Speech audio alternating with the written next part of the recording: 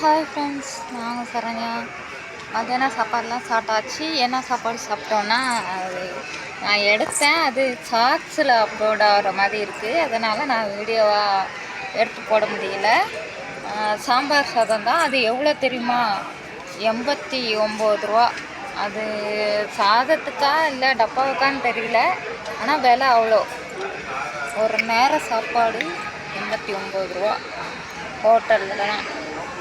அதுவும் ஜங்ஷன்லேயே இவ்வளோ விலை விற்கிறாங்க, பார்த்துக்கோங்க.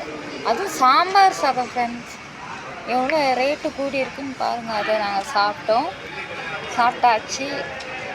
அப்புறம் ஏதாச்சும் பாப்பாவுக்கு பால் ஏதாச்சும் வாங்கி கொடுப்போம்.